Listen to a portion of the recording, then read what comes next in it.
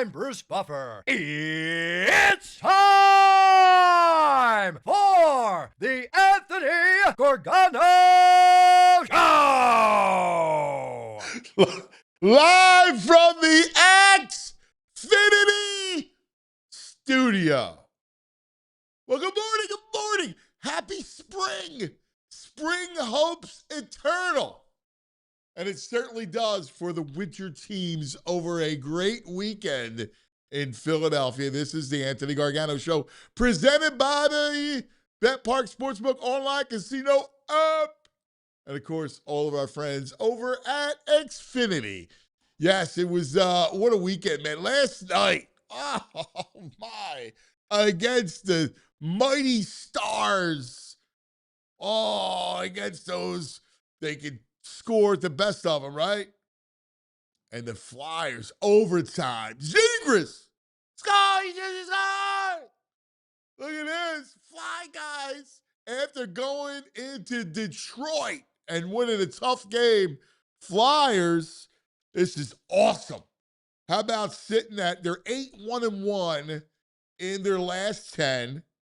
They now are in a three-way tie. This is unbelievable, right? Three-way tie with Ottawa and Detroit. 2 points behind Columbus for the final wild card spot. Look at that. They are playing some great hockey. Everybody thought they were dead, and they played some great hockey. And look, this week, Martone comes in. Porter Martone. Oh, this is great. How about this? How about the Flyers? Showed a lot of good for this franchise. I'm thrilled. Absolutely thrilled at the response and how well they played. A lot of games, been very busy. They came back from that great West Coast trip, wound up beating San Jose and Anaheim and the Kings. And you come back home and you play great hockey, man. 8-1-1 over the last 10. So Flyers are in the thick of it in a big way. Rick Tocchet will join the show coming up in about 12 minutes. So we'll talk to the Flyers head coach, Rick Tocchet. I'm thrilled. I'm just absolutely thrilled for him. It's great. It's great because it shows you, like, look, we know that they're not a finished product. We know that there's a lot of work to be done within the roster. But, I mean, you're 37, 24, and 12. I mean, are you kidding me? That, to me, is a great coaching job, all right? Great coaching job for my boy. So I'm excited about that. We'll talk to Top coming up. Sixers. Oh, look at this. Oh, hell. Every time that I'm out, they pull me back in. How do you not get pulled back in by Paul George? The one guy that just rankled me has played great since he came back. 26. Oh, my God. I'm going to be right back in it. Play the song. I know it. I knew it. I said it a million times. It's the whole thing. They're right back. They actually played well in the third quarter against Charlotte. Charlotte's a good, decent team. They could play a little bit. That's good. That's not a joke. So it was a good win for the Sixers. Maxey with the left-handed dunk. Tyrese Maxey. So they're in the thick of it. They are now 41-33, half game behind the Hawks for the 6th spot. Oh, yeah. And just a measly 1 game behind Toronto for the 5th spot. And the Sixers hold the tiebreaker against the Raptors. So as long as they tie Toronto, they will be in. They'll beat out Toronto for the 5th spot. You got 5 and 6 ready to go. You'll be out of the play-in. I mean, let's go. Let's go. Anything with the 6th spot, though. I almost would rather be in I just don't want, I take that back. I just don't want to be in the play-in game because I don't want Boston in 7. Right now, we would play Celtics. I don't want 7. If we're in the 6, we play the Knicks, which would be a blast. Love playing the Knicks.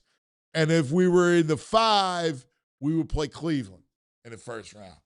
So let's go. Let's get out of that 7 spot and let's have some fun in the spring. I love the rhythm of the spring, right? Flyers one night, Sixers the other night, Flyers, Sixers next night. I want that again.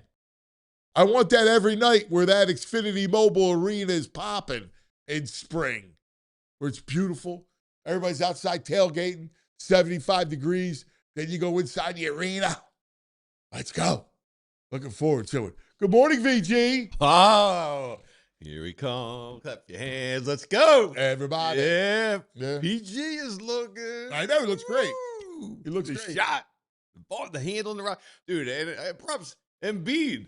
Last minute of that game, like crazy the way he gets out to the corner and blocks the shot towards the end. That block was big. See, here's the thing. Yeah, you know I love Embiid. I've told you that. I love Embiid. I don't think any of it, like, again, it's all his injuries and everything else.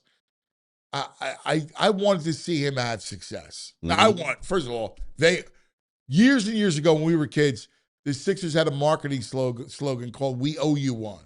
Oh, yeah. And it was because they blew the championship. They were up 2-0, and then they lost 4 straight to Portland.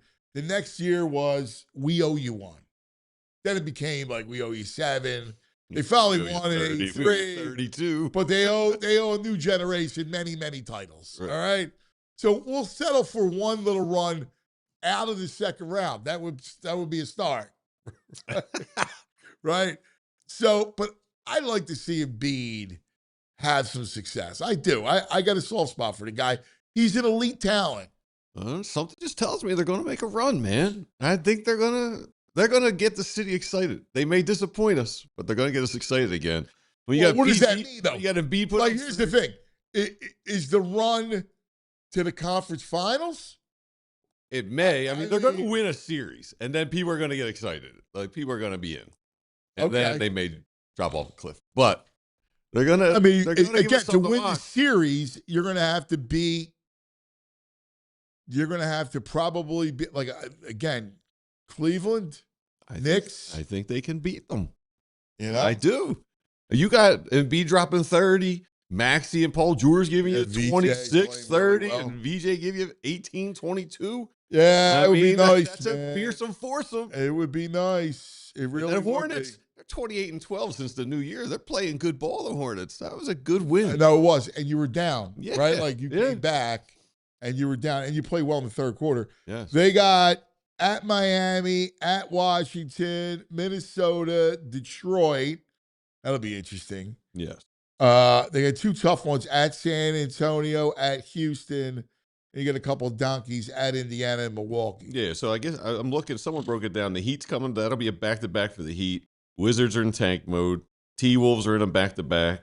Then you got Pistons, Spurs, Rockets, all tough. And then Pacers, Bucks, tank. Yeah. I mean, really, it's the middle 4 games. Minnesota, Detroit, San Antonio, Houston. Yeah. You know, hey, they get 2-2 there.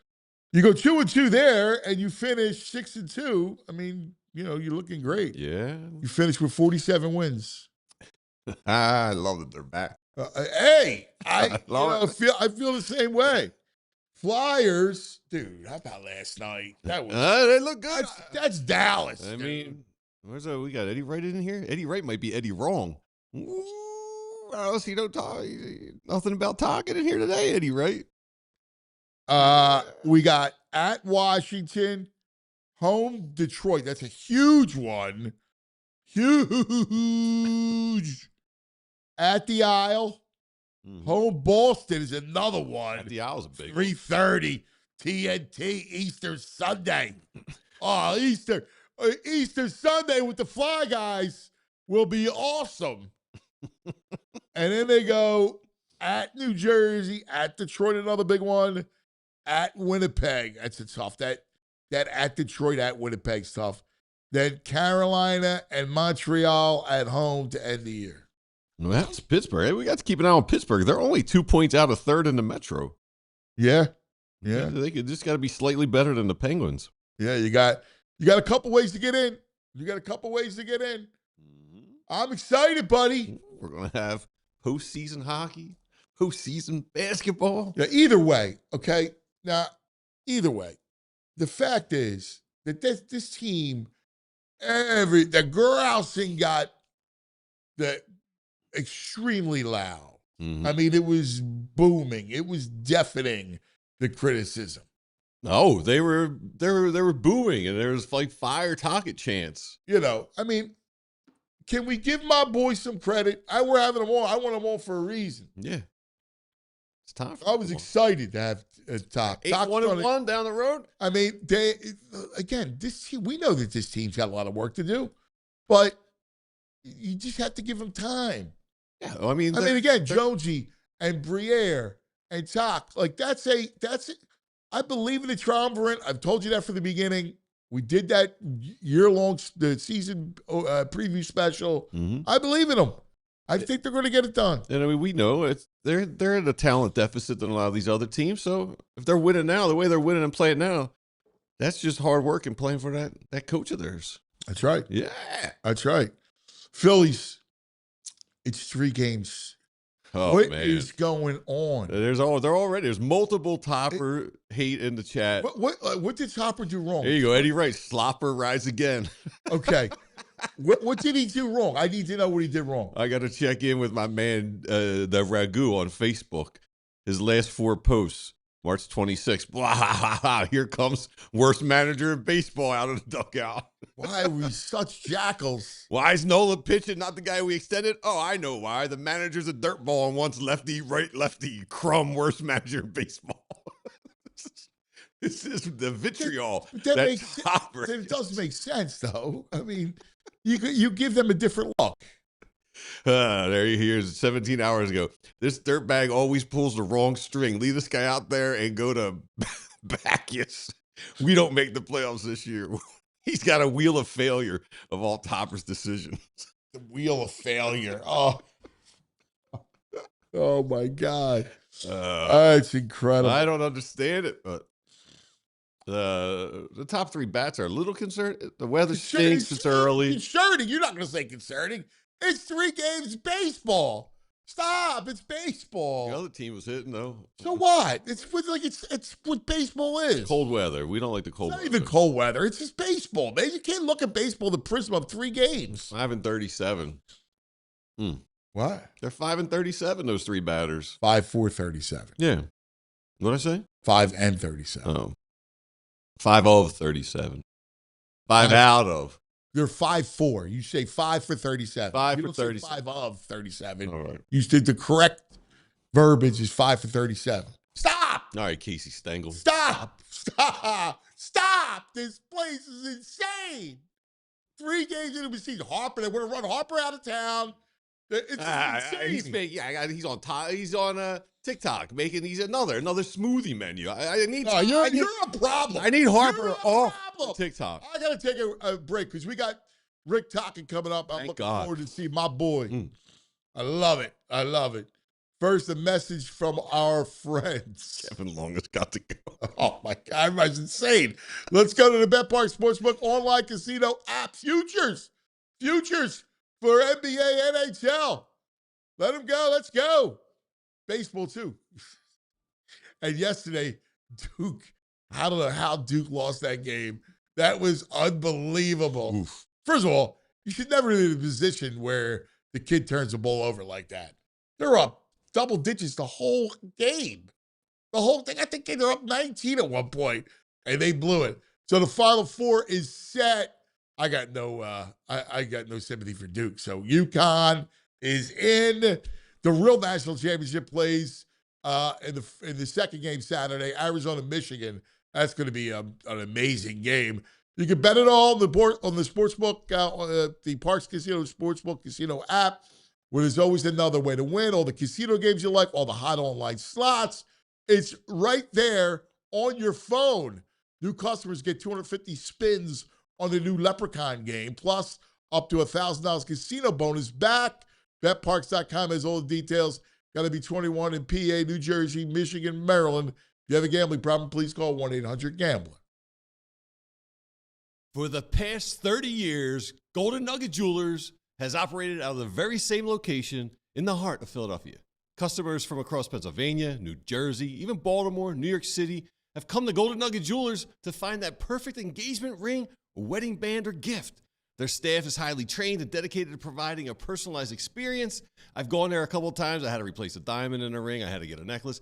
They're not pushy. The staff is super informative. It's just a great shopping experience. They have a vast selection of engagement rings and wedding bands, along with high-end watches, fashion jewelry, sparkling diamond necklaces, bracelets, earrings, and everything else you could think of.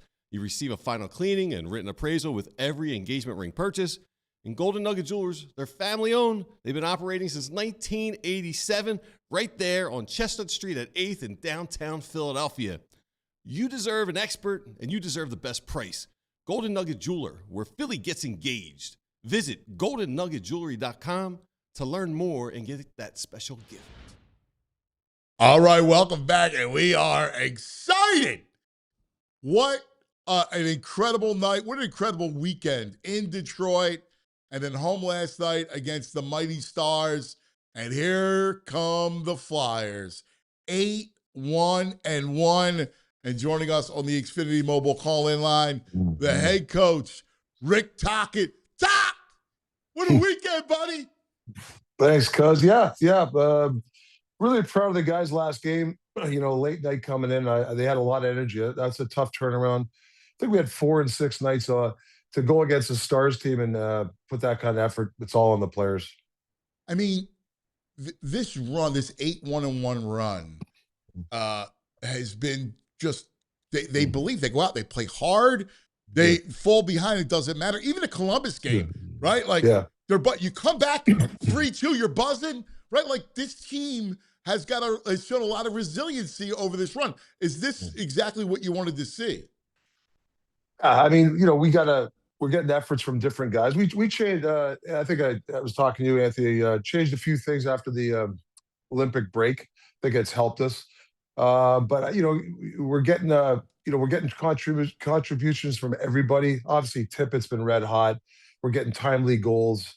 And we're playing good without the puck. I mean, the last 20 games, I think we're one of the top teams.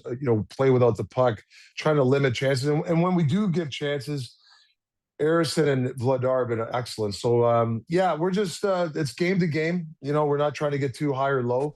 There's a lot of fight left in us, but there's a long way to go. Have you noticed the energy? Like you could kind of see it in the room, right? Like the guys are in. Like you can tell how they're into it. Like that's a mark of something. To me, I don't care. Listen, we all want to make the playoffs. I get it.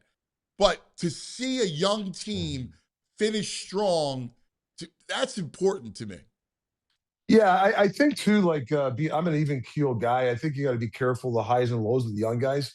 Listen, we've had some stinkers. We've had a bad period. Even the Detroit game, for 55 minutes, we were really good. And then obviously not as well. And, after the game, guys were happy, but it was almost like, okay, let's not let this happen again. Yeah.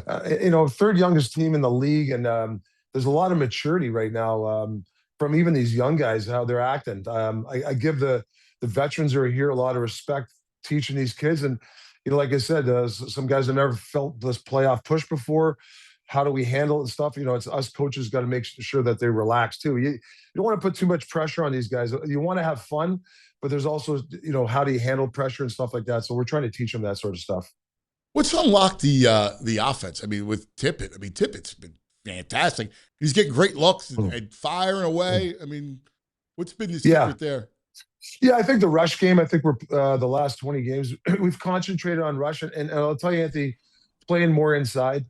We've really not changed offensively, but we really had a tough time getting the guys to get in the inside. We were a perimeter team. We weren't getting a lot of shots. Now, if you look, we're getting inside, and like the Detroit game, we have the heat map, right? Most of the goals are in front of the net. Those are the goals that usually you get in March and April and May and June is those type of goals. Getting a lot of movement from our defense. I'd like to improve a couple of things. I mean, I get nitpicky sometimes, but the missed shots, that's one thing. This team, we got to hit the net more. I think we're one of the worst teams that missed it. So if we hit the net, deliver more pucks inside, that's how you get more offense, and it becomes natural. So that's what we've been preaching, especially the last couple of months. Was the West Coast trip where it's Anaheim and the Kings and San Jose. Was that a great kind of bonding moment Yeah. too, like come together moment for them? You know what? Going 3-0. I mean, who knows? You know, you go 1-2, or whatever. You lose the games. We're probably not here, right? I just felt the momentum we were getting, the belief. The guys out. 15, 16 guys going out for dinner on the off days. That was a good bonding trip, obviously, and that's a tough road trip in March. Late March. Usually you have them at the beginning, or we had it at the late. So yeah, I think that was a belief trip. Hey, we believe in what we're doing. So hopefully we can create this momentum with those kind of moments that we had the last couple of weeks. Plus the styles. Two of those teams play with Yeah. great pace, right? And then you have the Kings in the middle that will slow it down on you. Yeah. I mean, every game's different, right? You got a Dallas Stars team that is their one line has 100 goals. So you had to shut them down. Their power play is outrageously good. Yeah. We killed that big penalty off. Going into Anaheim, they're a rush team, chance for chance type of team. Went in there and did a good job, locked them down. I think they scored 3 goals on us. Like, those are the things, you play these different teams and you got to find ways to coach against their strengths, where we can like kind of counteract it a little bit. We're playing a Washington team tomorrow night, heavy team. They've been on a bit of a roll. They come back from the West Coast. Tom Wilson's he's going to be a big guy out there. Last time we were in town, he was creating havoc. So those are the things that we're going to have to stand up to that stuff going into their building. So that's what we try to do. We try to identify and then kind of attack the game plan. So when you take over this gig, like, let's go back in time a little bit, because I love them in the mind of a coach. And Right. when you looked at the group, what was your own kind of like your goals, achievements, like you wanted to see from this group, knowing where you guys are in the building process?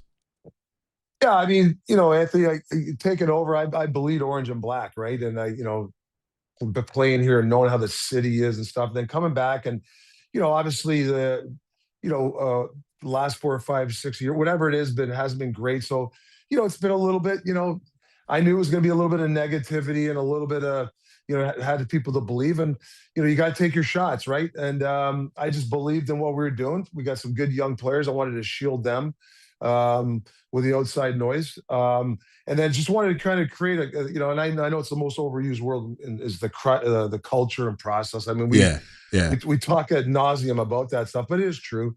I think it's important every day you come in, what it is to be a Flyer. I mean, I just remember when I came in as a young kid, you backed your teammates up. We were one of the hardest working teams.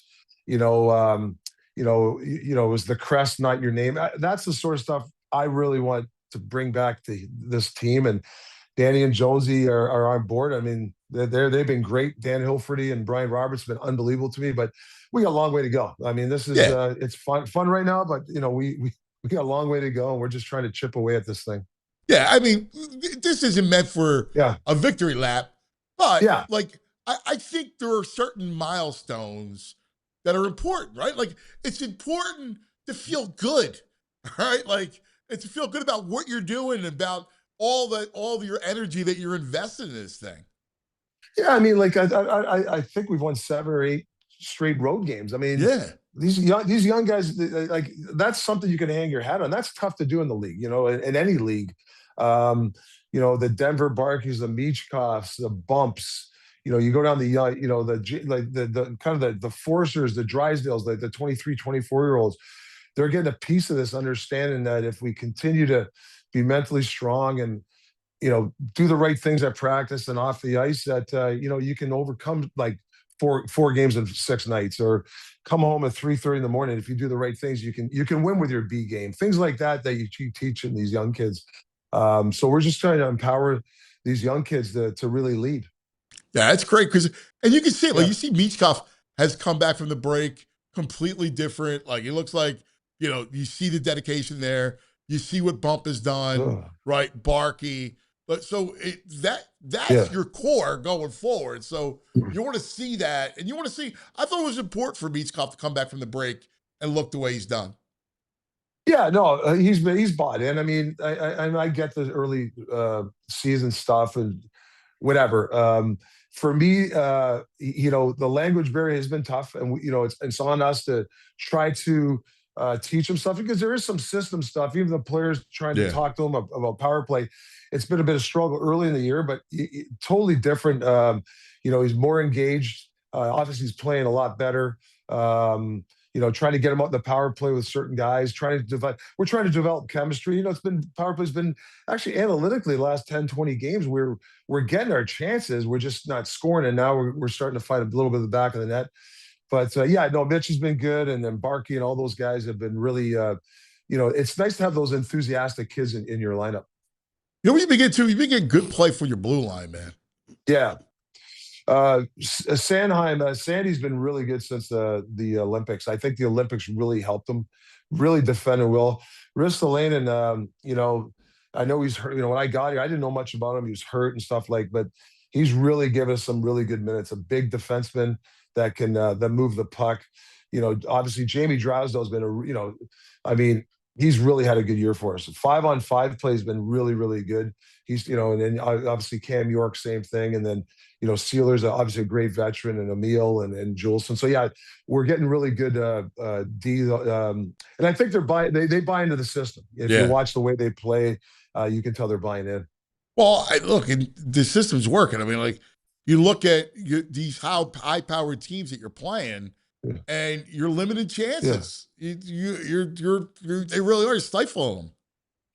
Yeah, I mean, listen, there's certain times you want to, we got to open the playbook up. Don't get me wrong, and we're not our coach. We don't stifle Trevor Zegras. We want him to. Yeah. Look, as a creative guy. Yeah. We just got to be more. He knows he's been more calculated. If you watch his play.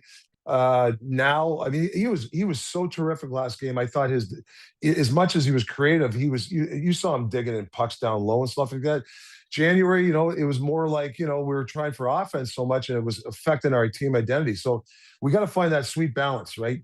You look at Florida Panthers last 3 years, they have an identity. I mean, talk about identity. They dump the puck in more than any team. I'm not saying to dump it in, but they are big, strong, and they got some guys that could score. And I feel we're trending in, Martone's coming. He's a greasy guy, like a Corey Perry type. You got like Forrester. I mean, can't wait till he comes back. Yeah. He's just a pure sniper. And then he just, like I said, I could name a bunch of guys. Obviously, TK's had a good year for us. Go down the list of guys that, we can play that style, but also, a rush team that can score off the rush and fill the net. So like I said, we got a long way to go, Anthony. It's our job is to develop these kids. What's the plan for Martone? Yeah, so we're taking a train to Washington here in a couple hours, and we'll discuss it. Listen, I want to protect the kid a little bit, whether he plays tomorrow night or Thursday, and we got to get him in, and who he plays with. So we'll sit on the train there and figure that out, because I honestly, Anthony, I didn't expect him to lose like that. Their team was like one of the top in the country. We were actually in Detroit before the game watching the game. They're up 3-1. I go to do some meetings with the players. I come back, it's 3-3. Yeah. So I talked to Porter yesterday. I go, what happened, man? I missed the 2 goals, and he was pretty disappointed. But obviously his dreams to play in the NHL. So we'll get him in here soon. Yeah, that'll be fun. It'll be exciting. What's great is last night is the building. Man, when the building has life, you know it better than anybody, because you saw it every night. Well, that building was always alive. Yeah. So it kind of warms my heart to see that building the way it was last night. I mean, I just have memories when I played here, and even late in my career, that the 87 Spectrum, I played in some big games in Stanley Cups, and that was the loudest building I've ever in my life. Even in 2000, we had that run. And I'm trying to tell the assistant coaches, like, our building's been good this year, right? But we got to give us something to cheer. Yes. I said, it's not even close what you're seeing. They thought, it was pretty loud last night. I said, it's 10 times louder, but we got to give the fans something to cheer about. Hopefully we can get that, the days rocking back in the day. That's it, man. That's what I want to say. Like, when we back in the day, you would win on a Sunday night, and we'd be at PT's after the game. Yeah, yeah. Oh yeah, yeah. The good old days. Yeah. That was the greatest. Listen, brother. We'd have the day off, but then I remember Tuesday, Keenan would skate the hell of us on Tuesday. So, you know, those you had to relax on Monday because you knew you were going to get it on Tuesday. That's the greatest. Brother, listen, have a safe trip to Washington. This is a blast, man. We're just enjoying it. And again, like you said, a lot of work to do, but let's enjoy this ride. Like that's part of it when you're building something to enjoy the ride at times. Yeah, I mean, I think you're a huge Philly sports guy and a Flyer fan, and and also understand the sporting in the city and a lot. Thank you for the support. I know Jonesy and Danny appreciate it, but hey, listen, like I said, we got a long way to go, and you got to embrace it, man. I mean, let's go. You got to embrace the pressure, man. There's nothing better than winning under pressure. It's great, isn't it? The best. It's good. Let's go, Tom. Let's go. Enjoy. Thanks, good luck, brother. I'll see you when you come home. Thanks, buddy. Appreciate it. There he is. Flyers head coach Rick Tocchet. Let's go, Flyers. They would play on a Sunday night. They would win. Sunday night there was a club. I was like, "What's PTs?" I would explain it. Right? He knew. Yeah. I used to drink beers with him. Sunday night there was a club on Front and Chestnut. It was Front and Market. I guess it was like Front Market. It was called PTs, and it was like they would always go Sunday night after the game. So it was a hot spot. All right. Listen, they were all like rock stars. Yeah. Tocchet, Zezel. Oh my God, the women with them in their hair. Right? Yeah. So why would we go? Right. We go because yeah, there's girls. Of course. The whole thing. We're hanging out. Hey. And you and Tooch hanging out. And they were great dudes. Toc was awesome. They were out and about so much that you knew them. Yeah. I was underage. You were underage then? Oh yeah. Well, my cousin Joey's driver's license, fake ID. Yeah. I have to do some research on this PTs. Was it on like a number street? It was on Front Street. All right. It was on Front Street. I don't know if it was Front and it might have been Front and there were those clubs on 2nd Street that they were all in too. Yeah, no. Well, there was Scruples back in the day. That was Ace's joint. Ace was the bartender there. He was? Yeah. So I would go in there for like 15 and he'd serve me. Where was that place at? It says it's on Front just north of Market. Yeah. I told you. Yeah. Oh. On the other side of the bridge or? Yeah. Not the bridge. No, you go past. There's the 95's right there. Yeah.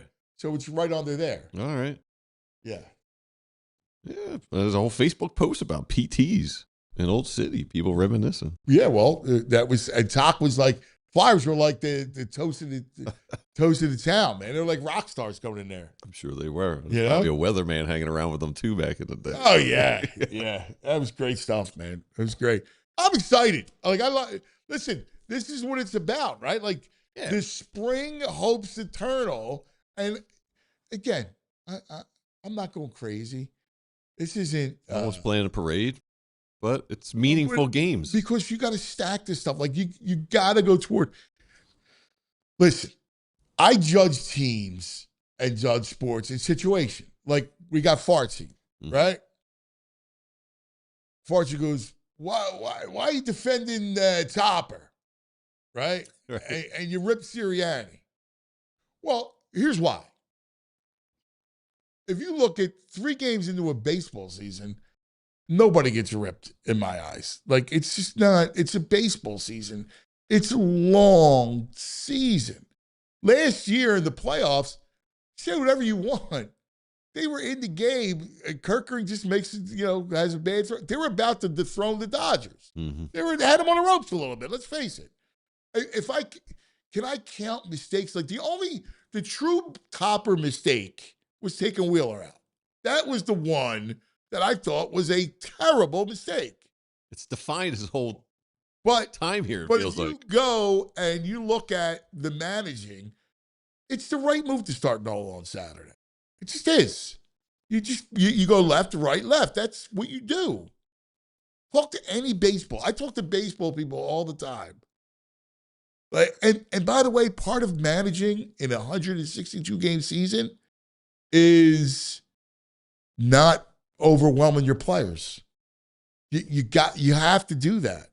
Yeah, I have no issues with Topper this weekend. I mean, 3 games into it. like, got what you're seeing is stuff from last year, carryover. But hey, Harper walked twice yesterday. Okay, it's not a carryover.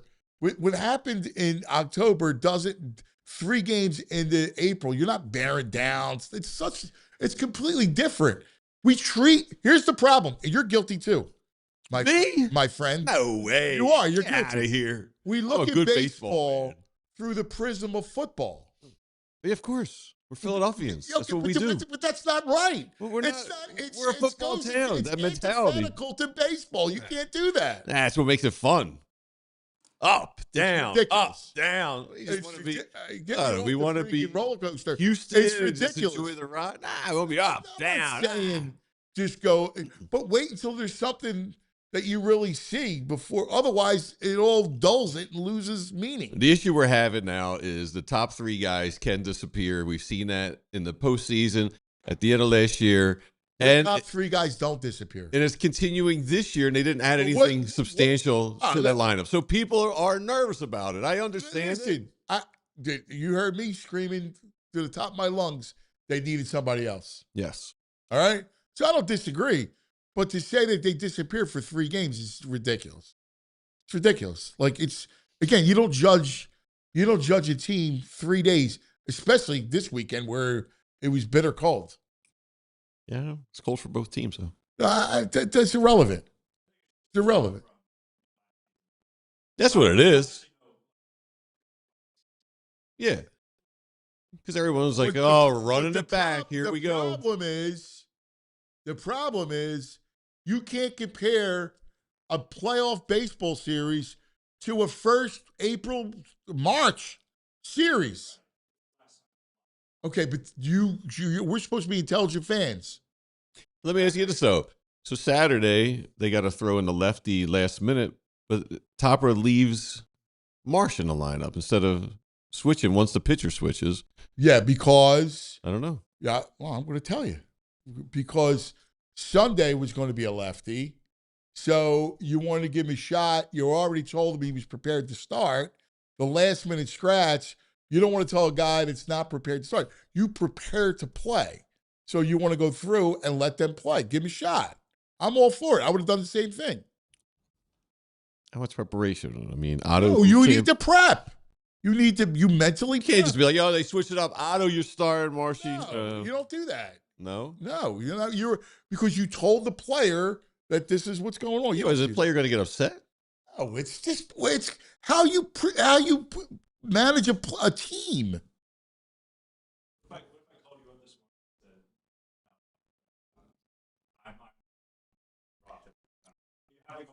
No, but if I knew that, when Thank you, Ethan. No, That's when great. somebody comes on, I don't gotta take a quick break. It's nothing personal. We'll get back to it. We can get back to it.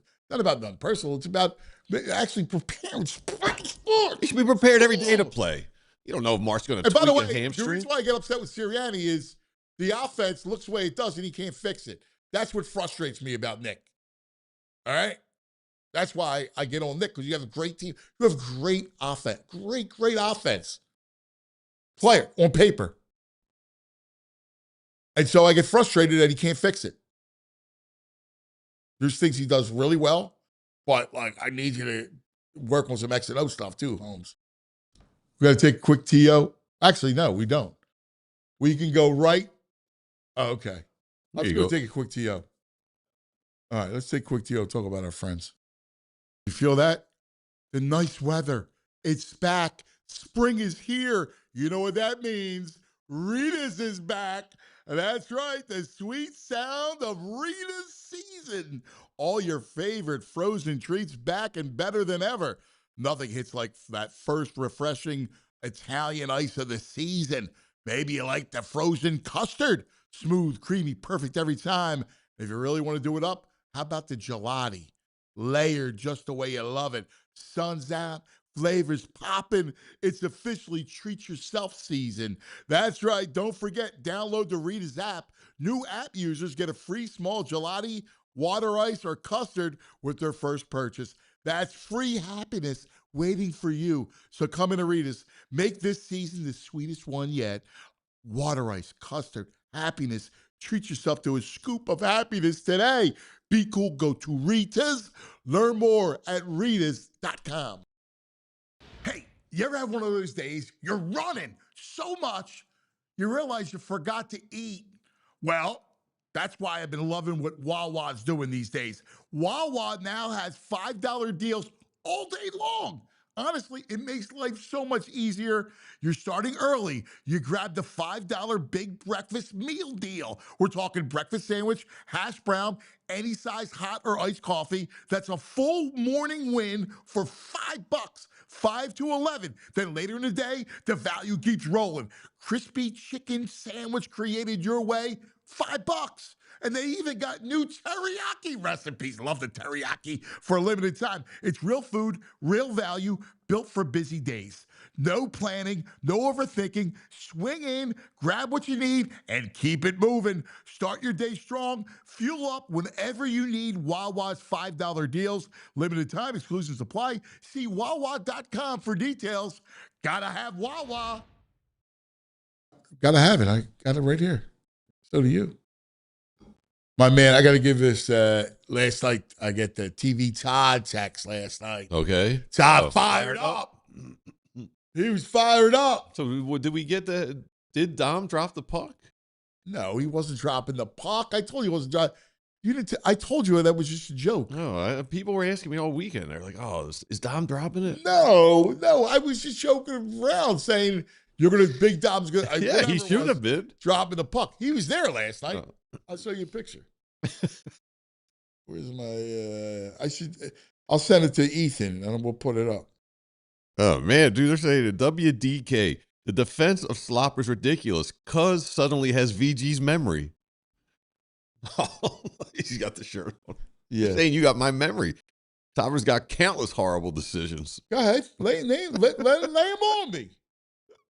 The egregious decision. The egregious decision was Wheeler. That to me was that was the one where I lost it. Mm-hmm.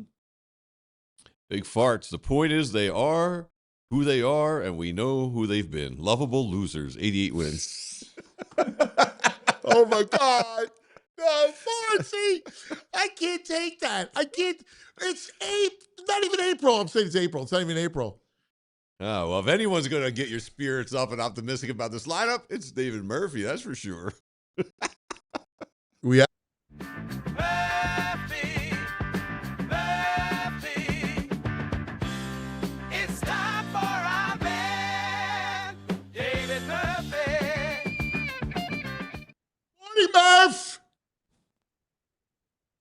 Good Morning, morning. guys. Hey, Murph. You all right? You're subdued. You getting ready? Are you in golf mode? Looks like he's about to hit some. I am. I'm about to hit the links. I think his internet's slow. Yeah, we Can in you a hear little me? slight delay. Yeah, there's a slight. You're speaking and then your voice moves. I mean, your lips move. Okay. Is it still doing that? All right. It's better now. I'll. Murph, you covered baseball. All right. Please talk everyone off the ledge. 3 games. Please, I'm begging you to talk them off the ledge. Well, it's The ledge is about to get crowded. I'll say this. I think Tuesday's a big day with Andrew Painter on the hill because I think he holds a big key to this season. Look, the lineup kind of is what it is. I agree with whoever Big just farts said that. Jones. I mean, like the idea that Adolis Garcia was going to come in here like it was 2 years ago, I mean, it could still happen. Look, it's the first weekend of the season, but there's nothing like seeing it in person to realize that these guys are pretty much the same as they were the last 3 or 4 years. And look, like, could they be marginally better? Sure. I think Justin Crawford has shown that he can bring an element of that in the 9-hole. But they all pretty much are, they're going to be who they are and who they've always been. And it's a lineup that's going to need elite pitching in order to win 95 games. Yeah, I don't disagree. I don't disagree with that. My whole thing, though, is to castigate the top 3 of the lineup because they had a bad series. It's freaking baseball, man. Yeah, I mean, look. You can't be just like the amount of vitriol that Harper's getting. It feels like they want to run him out of town. I don't understand it. Well, I mean, that's a tradition unlike any other in this town. I mean, when I was on the beat in 08, from 08 to whatever 2012, every April, you want to talk about a team that used to get off to some slow starts. I mean, the first year they won 100 games, they fired Milt Thompson and we're barely 500 after the All-Star break. Like you said, it's my personal philosophy is April baseball shouldn't even exist. I mean, it's awful. It's playing in the wind. Now look, do you have to bundle up like you're going sledding like they did? No, I think that they frankly lost that game mentally before it even started. If you're going to go out there and acknowledge the cold the way they did, but the fact is, it is what it is. And this lineup has never gotten off the torrid starts. And I don't think. Look, Turner, Schwarber, Harper. There's a big enough sample size to expect that they will ultimately be who they are. I mean, look around. I was just doing this last night, looking around baseball. I mean, Wyatt Langford went 1 for 11 in that series. You could find a whole list of stars that I mean, Bo Bichette has 7 strikeouts and 11 at bats or something like that. It happens. So I'm with you. Yeah, you can't you can't make any draw any conclusions off of this series. They are who they are. We've seen them have this series before in the middle of the year. We've seen it in October. We've seen it in every month of the year. They just happen to have it the first series. And look, that dude that held them hitless on Saturday, how many times have we seen that pitcher no hit the Phillies over the course of the last, especially if he's left-handed, decade? I mean, Jose Quintana, like just fill in a name, pick a name, any name. It's the same guy that always shuts them down. Drew Peterson or David Peterson, whatever the guy's name is with the Mets. A lefty that hits his spots is going to shut this team down. It just is, and that's why they needed. They've always needed that right-handed bat, and I'm completely with you. I guess, but it is what it is. I just they're going to be the same offense they were last year around this team. It's like, all right, like give it a minute before we just bury them. Like I agree, the lineup needs something too, but my God, I just feel like everybody's just on edge. I'm with you. I'm totally with you. But yeah, I think it's going to come again. It's going to come down to pitching, and that's why I think Painter. I really do think Ranger Suarez losing him has been undersold all offseason. I mean, I wrote this today. If I told you Painter had 150 finished this year, if I told you Andrew Painter finished this year with 150 innings and a 3.3 ERA, you would be like, whatever, dude. What do you like? There's no way that happens, right? You would be thrilled. That's what Ranger Suarez averaged over the last 2 years, and you've got to replace that in order to be the best rotation in the majors, which is what they needed to win 95 games. And yeah, I think any expectation that the offense was going to be something that it hasn't been, I think it's fair to say that's not the case, and that this series was indicative of it. But I don't think the series proves that. I just think that's the way it was, and we kind of saw it. All right, let's go to the winter teams, and let's go as spring hopes eternal. Look at the Sixers and Flyers. Are you feeling it? With the Sixers, I'm interested in the Sixers. I can't say I'm I don't know. I can't say I'm feeling it. I think that you have no Murph, idea. feel it. I mean, if you put it this way, if you could guarantee me that Joel Embiid, Paul George, Tyrese Maxey were going to be healthy and have 20 games together to finish out the season, I could see getting excited about that. But I don't know if the Sixers believe that. If they believe that, do they make the McCain trade right now, or do they wait till the offseason? I mean, everything about this team has told you not to get too much, not to get too many emotions wrapped up into it. But I will say, if they are healthy, they can absolutely contend for the conference finals this year if all those guys are healthy. It'll at least be fun to watch and competitive. They'll be a 6 seed or 7 seed that nobody wants to play. I know that. But right now, it's just the Sixers have just conditioned us to get to where we've gotten to a point where you're just always waiting for the other shoe to drop. And the moment you get excited about them is the moment Joel Embiid. Yeah, dude, I get that 100%. I get it. Believe me, I feel the same way. I'm in, I'm out, I'm always in, and it's like you're doing Pacino every time. Like it kind of is what it is. I will say when they're all together playing, it's impressive. Like I agree 100%. And look, I do think the McCain stuff was a little overblown. I don't know that he would be a difference maker down the stretch here. It was more the optics and the messaging that I think, clearly, the players felt it too, or just kind of. Yeah, I thought that was a terrible move. I still think it's a terrible move because I think he could have contributed. Yeah, but all that being said, what they have here, I'm with you. Like I've always been interested to see what this team is going to look like, in the final couple months of the season. And it's funny because like Embiid, his comments after he came back with the oblique, he essentially said the knee's not an issue anymore, which is like as definitive as anyone's ever been about his knee. So it's even in kind of discouragement, there's like these weird signs of encouragement. But yeah, we just got to see them together. It's a miracle. He's cured. Well, yeah. And then Paul George talking about how, suspension might have been the best thing for him. Like, this team is just. You got to put a positive spin on it, Murph. I mean, come on. It was a good thing that I got pitched for PEDs. You initially asked, am I in? And these are just all the reasons why it's hard to ever consider yourself in on this team because they're just so absurd. And, like, they're tough to root for at times, But yeah, I do think they are undervalued, and I think that, I think the Pistons, I don't know what Cade Cunningham's deal is. Is he out for the season or is he?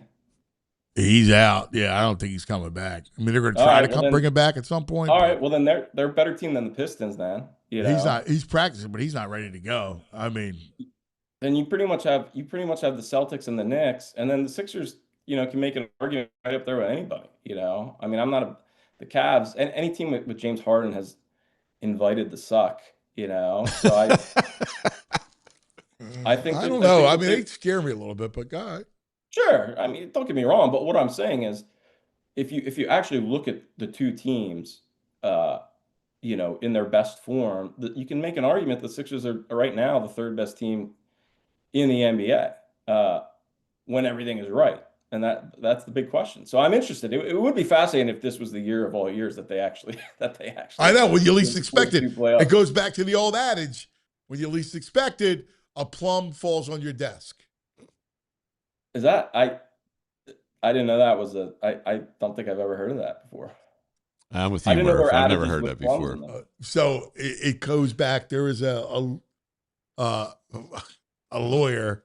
Back in the day, very high-profile guy, and he would say a plum, every once in a while, a plum falls on your desk. That's a good thing. Yes. Yeah. Yes. Right. The plum is a good thing. I feel like a plum is a rather soft and fleshy fruit. I feel like if it I don't know. It's not like it's falling from a skyscraper. It's like, hey, a plum just fell on my desk. It's great. Anyway. I will say this. I think plums are one of the more underrated fruits. I've I always agree. I I've just always picked said up that. some yesterday. I Yeah, agree. like if you get a good problem is it's a very high variance fruit. Like if you get like a mushy, like Mhm. if you bite into a mushy plum, it's one of the worst experiences of your life. Well, it's the same thing But with a peach. Yeah, timing's just I don't right. like a mushy peach. I No. give me a nice crisp peach. All right. But yeah, I think the plum has been very underrated. Needs a new PR team or something because I love a good Do you plum. go They red always have plum them or in black plum? I don't know if I think the black whatever ones they have in the press box at Citizens Bank Park. I think that's probably black plums usually. All right. That's a black plum. Yeah. Yeah, yeah. But I'm a big plum fan. Are you where I hope one falls on my desk right now. I start eating it. All right. Last thing, Flyers. How you feel about Fly Guys? I'm interested in the kid, obviously. Martone. You know, it's good to look. It's good to see a little life. You know, I feel like the few times the Flyers have been worth paying attention to, they've done this in the beginning of the season, and then you look up a couple months later and they're 5-25 or whatever. So I think it's good. I think look, you know, I don't know Danny Briere personally, and I don't know the personnel side of hockey well enough to kind of rank him amongst executives. But every time I listen to the guy and see him talk, I'm impressed, and I think that I think that there are some signs that they're starting to put something together a little bit, and the kid I think is going to be he's going to be fun to watch. You know, it's going to be interesting to see. I don't know. I mean, you're the bigger hockey guy than I am. I guess if I would ask you is what should I expect out of him, Porter? Martone? Martone's No, legit. Like Martone's a legit. He's going to be good. Yeah. You could see it right off the bat. I don't think it's going to take him a long time to develop. I think he's as close to a can't miss as possible. So I'm thrilled by him. Listen, this whole thing, they need talent. They need talent, but to see where they've been, 8-1-1 over the last 10, I'm impressed. I am, and I think it's always good for a good team. I'll never forget the Andy Reid Eagles. In 1999, they won a couple games. They were 5-11 that year. They beat Kurt Warner. They could beat Kurt Warner and the Rams at the end of the year. Yes. They also beat New England at the end of the year. Right. And I'll never forget, they won one of the games. It was after Christmas. And after Christmas, during that period of time, when there were 16 games, that was your late bye, Christmas. And, you're on jet mode, off-season mode. Mm-hmm. And they played tough. And I remember thinking, Andy's got his culture. Andy's got the culture down. So I kind of feel the same way about Tocchet getting his culture down. I do. I think, I think what they needed was to give, people like myself a reason to start paying a little more attention, and I think that they've accomplished that right now, or they're in the process of accomplishing it. You would get to when's the last time it was this late in the season that they showed any sort of life whatsoever, and that's really all you're looking for right now out of them. Yeah, you're looking for steps. Again, they've it was kind of like the Phillies. In that lost decade between 2014 and whatever it was. They just weren't. You got to have you seen some of these lineups that they show that they Otero and guys I forget that were on the team, like Freddie Michael Galvis, right, where it just got to a point where at the end of it you got to a point where you're I'm not even going to pay attention. And that's where the Flyers have been, where you're just it's not even worth paying attention. And I think that they're I mean that for whatever happens with the postseason, with whatever, that alone I think is a major victory. Them showing enough to kind of warrant interest again. I'm with you. It's a Murphy Monday. Where you go? Where you playing? We're playing Glen Mills. Nice. Yeah. Enjoy. My buddy Boo's there. All right. I gotta hook you and Boo up. Yeah. He's a great Irishman too. too. What does he work the desk or work the carts or what? He's a lawyer. No. Oh. Was he just hanging His out office. there He runs out of the country club. Murph, we love you, buddy. I thought you meant he's there right now. He may be. I don't know. How's Max? He's doing great. He's walking. Nice. Oh, He's man. stumbling, walking around like a zombie, kind of falling on his face a lot, but it's fun to watch. He's doing great. Good. All right, my brother, we love you. Hit him straight. All right, we'll do it again. Thanks, pal. Murph on the Xfinity mobile call-in line. You know, you and I were just talking about this. Like I brought up Cesar. Yeah. I used to get in these knockout, drag-out fights over Cesar Hernandez. People used to like him. Yeah. And it used to drive me nuts. Like, the reason why I can't come in here on a Monday after the first series, I can't be like Russo, dog. Like, let me tell you something. I can't do it. I like to enjoy sports. I do. I also look at it pragmatically. I look at it, even though I'm an emotional being, I look at sports really more pragmatically than emotional. That's no fun all the time. But You want to be emotional? How many times do I freak out over little? I don't freak out over little stuff. I can't do it because Football a little bit. Not over trivial stuff. Yeah, I'd never freak out over trivial stuff. Not football. I'm the most pragmatic. All right. I can't do it. The Sixers drive me to that point. The Sixers, you and the Sixers have a Sixers torrid bad relationship. You need therapy to go. The Sixers drive me to the point of emotional highs and lows. Yeah, they just push all your buttons. Yes. They know how to do it. Yes. Mm-hmm. But the Phillies, like again, am I in love with the lineup? No. But the top three guys aren't the problem. It's weird. The way we talk about this lineup, so when Murph was talking, I just went back and looked. They're a top 9 offense in baseball last year. I mean, home runs, I think they were 7th or 8th.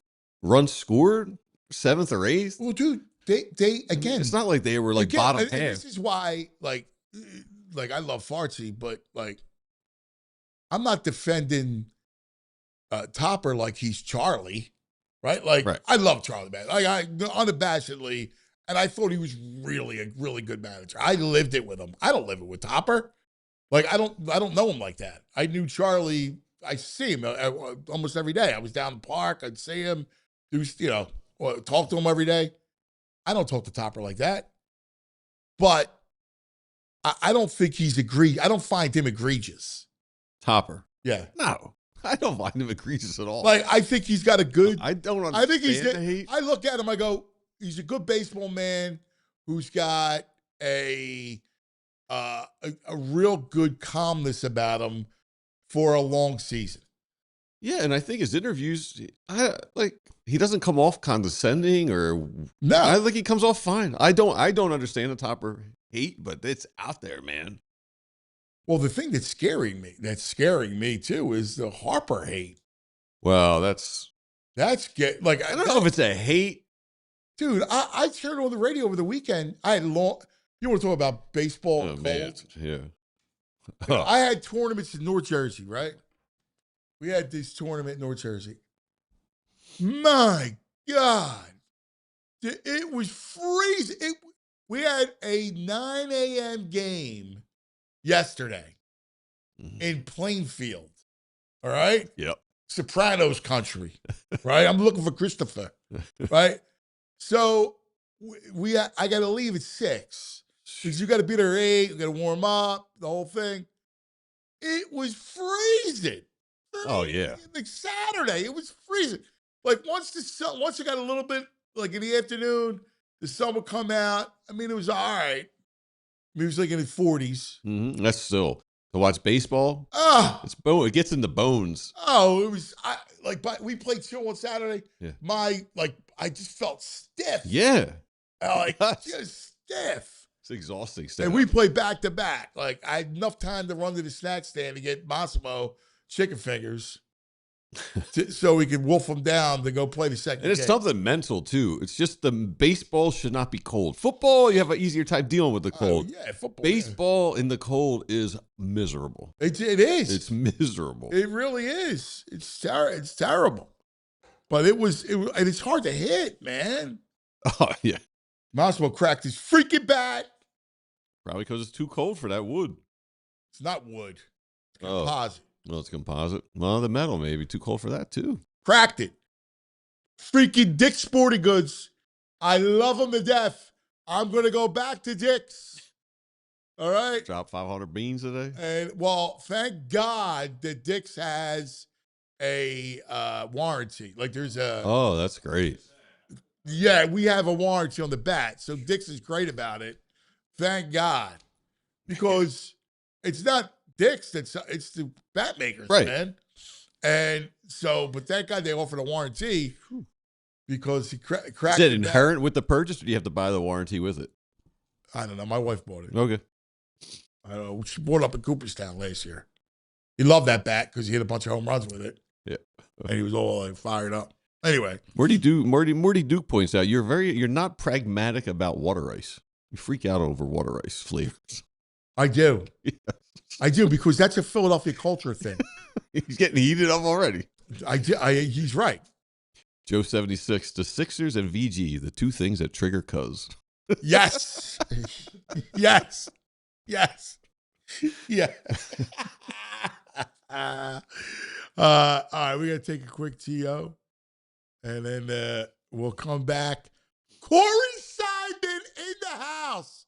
Let's get a great baseball man coming up with our man Corey Seidman. Every Monday, we'll go over the Phillies weekend. Corey will join us twice a week during the week talking about the Phils. So excited for that. But first, a word from our friends. Let's talk about the Bet Park Sportsbook online casino app. How about it? How about it, guys? We got a Final Four, and that was one of the greatest finishes that it was incredible. It was almost Weber-like that he gets the ball taken away from him. It was incredible, man.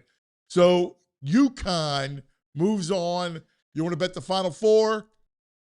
You got it right on your app. Phillies this week, Painter, right? Flyers and Sixers, all on the app. Futures, same game parlays, props, they're right there. Plus, all your favorite casino games. There's always another way to win on the Bet Park Sportsbook online casino app. New customers get 250 spins on the new Leprechaun game, plus up to $1,000 casino bonus back. BetParks.com has all the details. Got to be 21 in PA, New Jersey, Michigan, Maryland. Gambling problem? Call 1-800-GAMBLER. Hey, let's talk Xfinity, okay? Xfinity's 5-year price guaranteed. What if you can have reliable and intelligent Wi-Fi and you could keep it the same price for 5 years? I mean, that's Xfinity's 5-year guarantee. Imagine Wi-Fi that makes everything in your home work together, that finds and fixes problems before you even notice them. I have that, all right? It's super intelligent Wi-Fi, and it's 6 cents it's got. Lets you stream the game online, even when the family's packing online, doing gaming and everything else. All your devices working in perfect harmony for 5 whole years. And here's the best part, no annual contracts, no hidden fees. Xfinity's best equipment included. A lot can change in 5 years. Championships are won, records are broken, dreams grow bigger, but your Wi-Fi, it should stay reliable. And the price should stay put. Xfinity.com, learn more. Xfinity, imagine that. Select plans only, restrictions apply. All right, welcome back. I'm excited to have our man on the beat. Does a great job. Corey Seidman right here in the Xfinity Mobile studio. What's up, Bubba? I wish times were better. The Phillies had a pretty rough Saturday and Sunday, but look, it's the beginning of the season. There's still 159 games to go, so a lot of time for. I'm ready to fire the manager in the chat. Is that right? Yeah. They're booing Bryce at the ballpark. That was a loud reaction. When So let's talk about this, right? Because I sensed it coming. So I wrote that piece on Harper because I really believe it. I believe in the moments where great players they understand the moment, right? Whatever. So I write this long piece. And it's been a weekend where I feel like they want to run Harper out of town. Well, that was a spot where Phillies fans have grown accustomed to seeing him hit a 3-run double and take them right back into the game. Down 6 runs, you can change the game with one swing. So see him strike out with the bases loaded in that spot's pretty jarring. I mean, Mackenzie Gore has had the number of a lot of these Phillies hitters over the last couple years. You give him credit. I think that's more understandable Sunday than Saturday was when they did nothing against Jacob Latz and 3 but you know how it is though. Last minute guy who's a lefty. Totally. This team doesn't hit lefties well. You know that. And you get a last minute replacement. Yeah, with like the kid was only supposed to go for 4 or 5 innings, and if that, and wound up having easy success. I mean, that Harper at bat, though, with the bases loaded, nobody out, with the Phillies down 6-0. First pitch, he swings, fouls it off. Next pitch is the best pitch he sees in the at bat. It's like he lays off it. It's a misplaced sinker up in the zone, but it's still a strike. And it was almost like Harper either wasn't expecting it or was committing himself to taking that pitch. I think he was committed to take. And then, and a lot of times the first or second pitch of the at bat's the best pitch you see in the at bat. Yeah. He ends up striking out on a low and away curveball that was perfectly executed by Mackenzie Gore. Like, he couldn't have placed that pitch any better, but we're just used to seeing Bryce Harper come through in those spots. The Phillies only managed 2 runs that inning. If Harper comes through there, that becomes a game again. It potentially could be like a 6-4 game in the 6th inning. I swore they were to come back. It was going to be like 6-5 and then see what happens. But listen, I think he senses it. And when you sense it, that's what you do, right? Like, you're going to sit dead red first pitch, and then second pitch, you're going, oh my God, I'm not going to swing because I'm going to take, because I don't want to be 0-2. Yeah, he probably thought he was going to get a breaking ball maybe in that spot. Yeah. But he wasn't the only one at fault this weekend. A lot of, if you look up and down this lineup, it's only 3 games in, so the sample size is very small, but a lot of guys hitting 111, 182. The only 2 guys who really had good weekends were Brandon Marsh and Justin Crawford. Brandon Marsh might not even be in the lineup tonight because the Phillies are facing another lefty. But it was just collectively, obviously one series doesn't tell us who this team's going to be, but it does highlight all the things we talked about the last few weeks, all the fears the fan base has. So you're playing right into everybody else. Like I can't look at compare a playoff scenario to the first series. Of course not.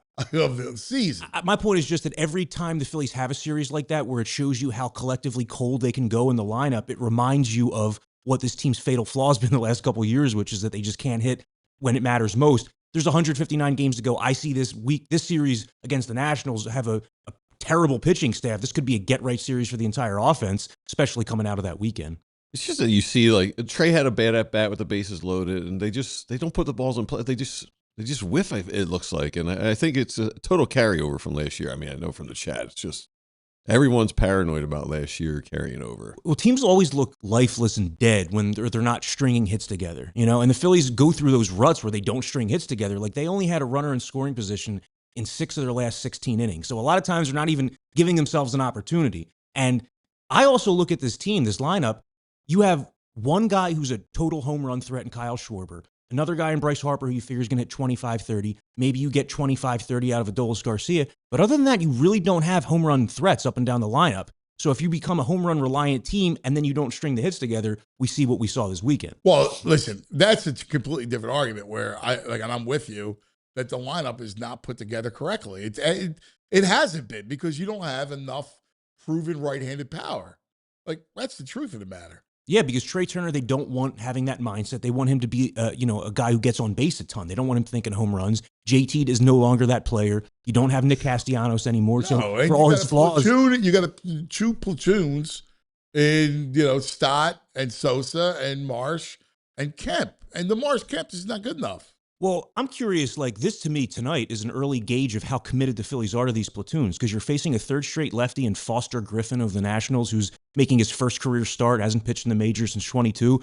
he's not an overpowering lefty. Brandon Marsh probably had the best weekend of anybody on the team. So if you're just basing on the hot hand, you'd start him, but it'll probably be Otto Kemp, and they'd bring Marsh into the game midway. He's pretty feeble against lefties, though. Marsh, yeah, for sure. I just mean that. I mean, like Saturday when he stays in the game, I mean, he just is overmatched against most lefties. Sure, I think that there's some where the Phillies can pick their spots. But even when these guys don't start, they're going to be in the game in the 5th or 6th inning anyway. It's just, it's just. I look at the platoons as, you're not getting regular at bats, so it's easier to go into a funk. It's harder to get into a groove, but the Phillies are basing it on the numbers. Like Otto Kemp has done damage against lefties in the minors, Marsh against righties, so we'll see if it works out. Well, you bring up, this is an interesting conversation about, the offense is going cold, and obviously there's a fatal flaw in that it's just not long enough. Like the lineup's not long enough. So you're going to have those spells. I get it.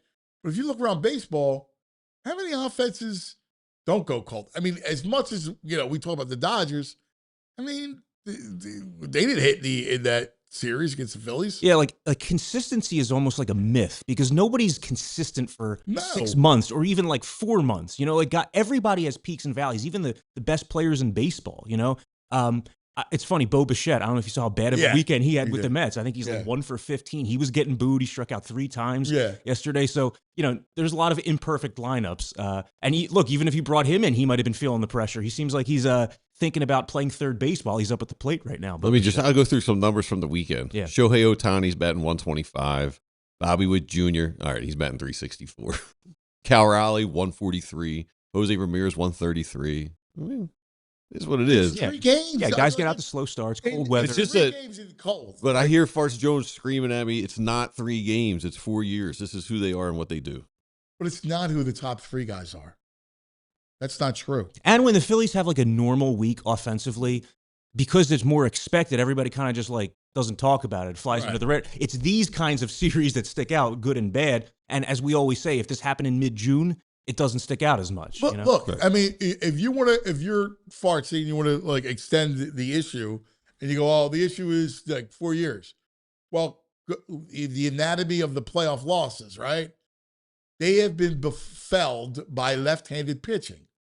That has been they can't hit lefties. But that's the truth. Look at the Mets.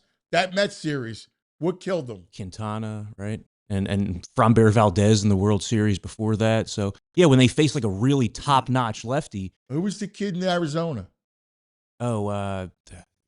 Fott. Well, he was a righty, but there were a couple lefties in that series. No, there was somebody there. Yeah. Fott did well. Did he beat him that was the key to the series. The Phillies went into that game and Fott had struggled for most of the second half. Yeah. But he kept them off balance because he wasn't he's not a power pitcher. Yeah, there was a lefty in that series. But there was a lefty that gave him trouble. Yeah, and we talk a lot about how Harper and Schwarber handle lefties well, but it's a different story when you're facing the best lefties in the playoffs, when it is a Framber Valdez which goes back to Dombrowski's fatal flaw, which has been right-handed power in the outfield. That was the Castellanos problem. Of course, right? He was the guy who could have given you that, and he never really did. Nearly. No. I thought it was ironic though that Alec Boehm, after what everybody's been talking about all offseason, he does hit the 3-run homer on opening day, almost like just a natural Alec Boehm swing. Wasn't trying to hit. Right. It's kind of right center. Yeah, exactly. So maybe he's able to run into 17 of those this season, which the Phillies could sure use. Yes. This is Sammy from UK. We love Sammy. Harper is cooked. And I have no faith he will be an MVP contender again. Sammy's usually pretty practical. Well, let's see how you feel in a couple weeks. It's. I mean, but you're basing this off of what? Last year, down year. The numbers weren't terrible when he played. So the numbers were good when he played. But he was banged up the whole thing.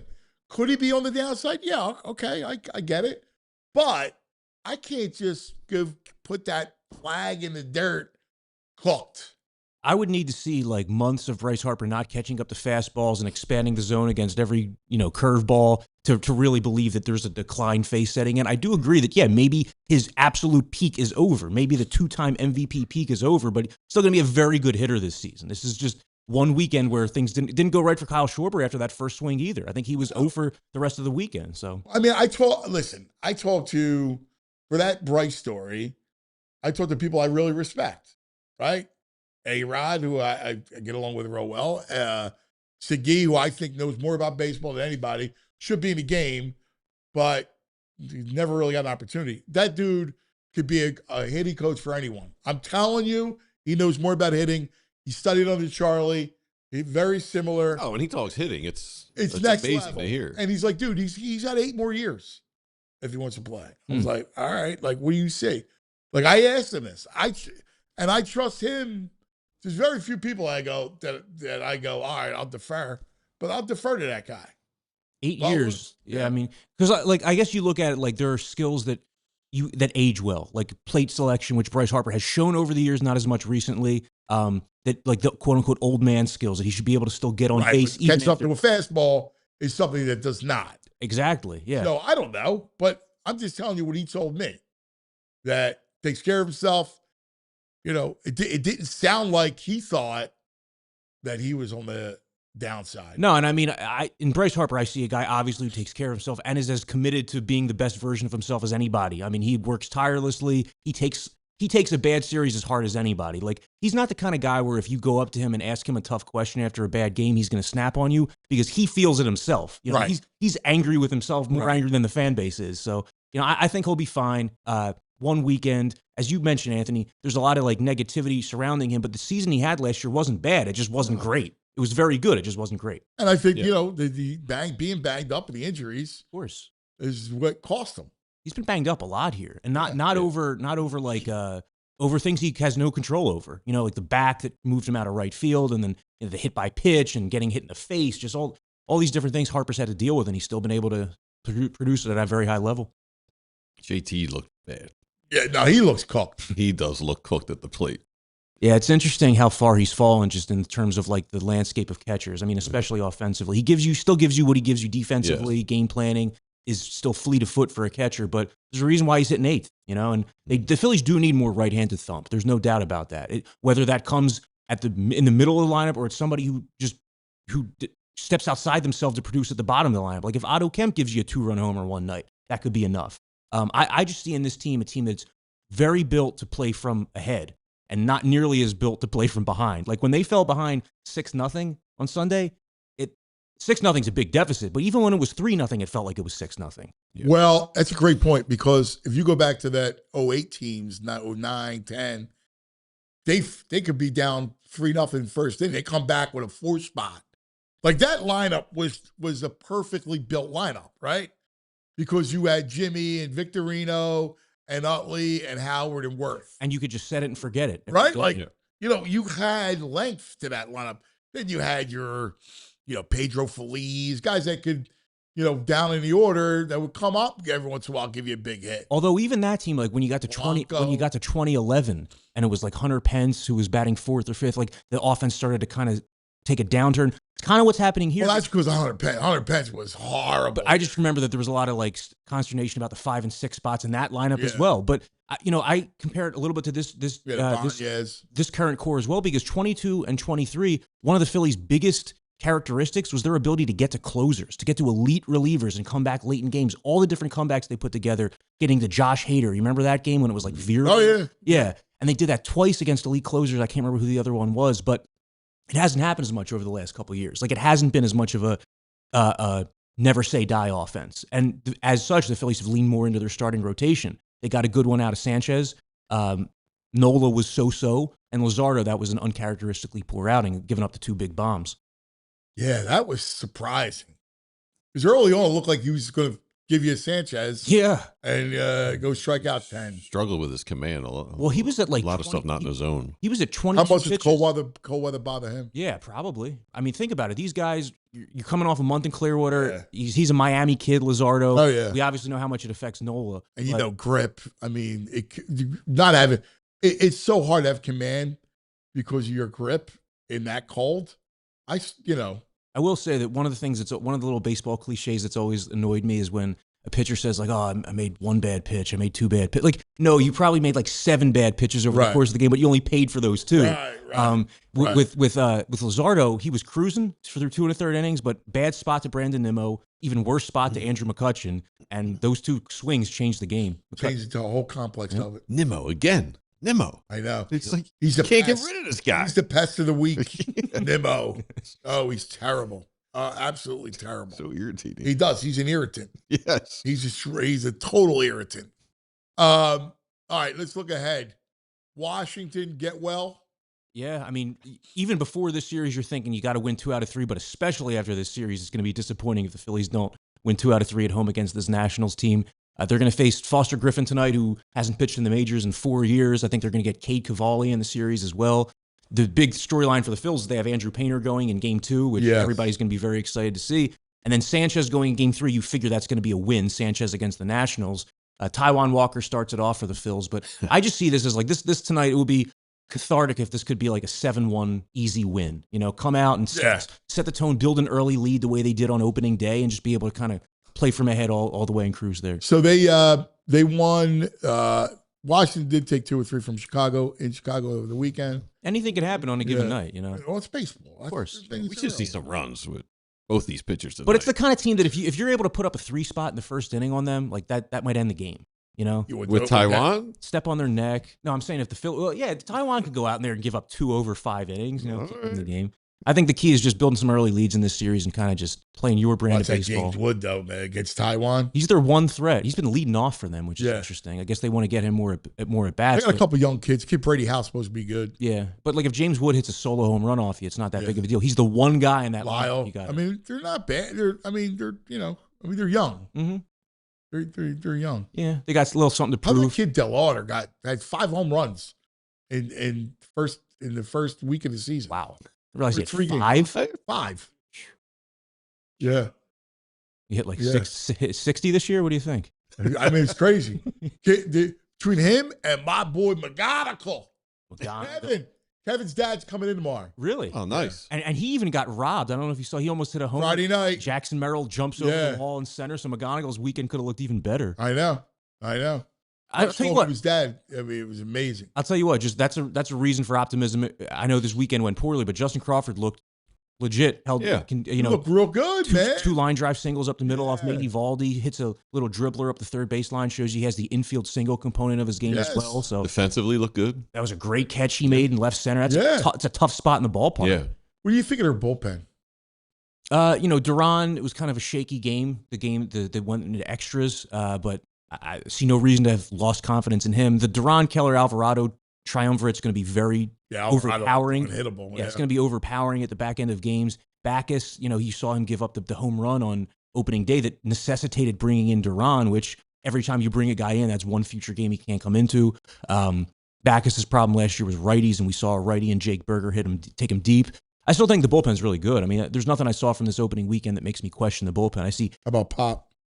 Well, I mean, he's like the last guy in the pen. I see him as like maybe Zach Pop might be the guy who gets DFA'd when Orion Kerkering's ready. Orion Kerkering pitched a pretty sharp inning on Saturday at AAA in the game that Wheeler started. It'll look a lot different once you have Kerkering, Alvarado, Keller, Duran. That's nasty. Yeah, like especially if you get 5 innings from your starter, because then you can literally just go Kerkering, Alvarado, Keller, Duran. Like that can be your 6, 7, 8, 9. Agree. And a lot of nights that's going to be 1 run in 4 innings, if not less. All right, what's on tap with the Philly show and in your world, my brother? Well, Jamie and I are just going to go over, the first weekend, like what is.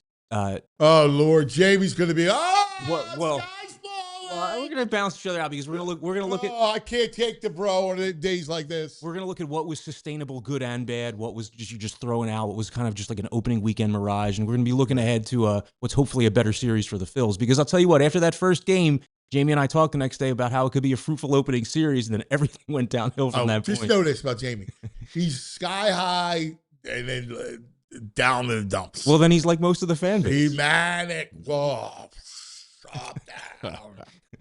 This drama with the calluses. Yeah. You see this continues the threads to use the song if they don't pay her. Yeah. So the 2 sons, Todd and Kane, said that they didn't have a problem with it. But his wife spoke to Matt Breen of the Philadelphia Inquirer. I saw that she's obviously pretty upset about it. Understandably so. Yeah. It's a sensitive situation over there at the ballpark. I did see John Middleton spoke about it last week. Yeah. And, we just live in this age where everything is sponsored and all these deals are multi-million-dollar deals. I know. It's never going the other way. No, I was surprised she pulled you're not going to be able to use the song, the High Hopes After Wins card. I'm pretty sure they played it on opening day. I can't remember. No, she said no, because she said they paid her, but if they don't pay her, Gotcha. next year, Gotcha. no more song. Wow. Wow. Yeah. Man, that's deep. Yeah. That's cutting deep. Yeah. No more song. Yeah, no Wow. more High Hopes. She owns the rights? I don't know if they can use. I don't know. Yeah, that was the article this weekend. And I know. I saw it. It's crazy. That's the kind of drama you don't want early in the season. No, Totally unnecessary. I'm not worried about like the iconic voice of the Phillies. I don't want to hear it. Yeah. I don't want to deal with that. Great stuff, Court. We love you. Excellent. Always Excellent fun to be job. here. Excellent job. What's your next piece? I'm writing something today. I'm going to just, come off the first weekend. It's kind of similar to what Jamie and I are going to be discussing on the show. Just what did we see this opening weekend that actually might sustainably be a worry versus what's not? Bryce Harper going 1 for 9, not as concerned about it. Whereas, there are certain other things that happened this weekend that potentially could be a worry as the Philly season moves on. Sounds good. Can't wait to read it. You're the man, buddy. We love you. There he is. Corey Seidman on the fights. All right, let's take a quick TO. We'll come right back. And, let's go to Derek Bodner. Sixers. All right, what do you think? You went on the Sixers score? Yeah, let's do it. All right, 10, 9, 8, clap your hands. That's coming up next. They've been looking good. Yes, they have. Finally healthy. Attention homeowners, it's time to make your home work smarter, not harder. With a TrueMark Financial home equity line of credit, you can tap into your home's equity to handle renovations, upgrades, or whatever's next on your list. Do a man cave, pay off some high-interest debt. A TrueMark Financial HELOC Select gives you the flexibility to borrow when you need it on your own timeline. You start with a revolving line of credit, use only what you need, and when you're ready, you can lock in all or part of your balance at a fixed rate for those predictable payments. You only pay interest on what you use, and as you pay it back, that credit becomes available again. No reapplying, no extra steps. With competitive rates compared to most unsecured loans and flexible repayment options, this could be a smart move for your home and, more importantly, your wallet. Learn more about TrueMark Financial's home equity line of credit at TrueMark.com or stop by one of their 24 branch locations to get started. TrueMark Financial, they are federally insured by the NCUA. They are an equal opportunity lender, NMLS 404938. Hey, it's because there's no reason to push through pain when you have this care, world-class care, accessible with Rothman Orthopedics, setting the standard in orthopedic treatment, and they've got recognition to prove it. Castle Connolly ranked them the #1 physician practice nationally for having the most top doctors in orthopedic care. That's experience and excellence you can trust. Ready to get checked out? Schedule your appointment today at rothmanortho.com/PHLY.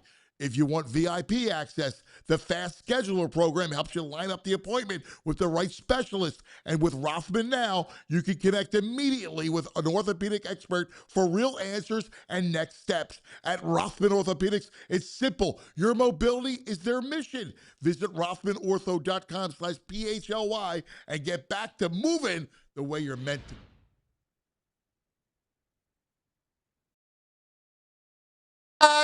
Oh, look who's hot. Look who's healthy. PG. Let's talk Sixers with our man from the All PHLY Sixers show, the great Derek Bodner. Derek. Good morning. Good. See, this is exactly why I wanted to talk to you today, because you'll shoot me straight. You always do. Because the Sixers is the one team in town that I look at too emotionally. I have the wild swings. Like, in fact, VG thinks I need therapy from the Sixers. See, that's me, but with the Phillies. And logically, my logical brain knows it's 1 out of 162. Don't react. But boy, I was on a high after opening night, and these last 2 games have been brutal. I love that about you. I love the Phillies are your kryptonite.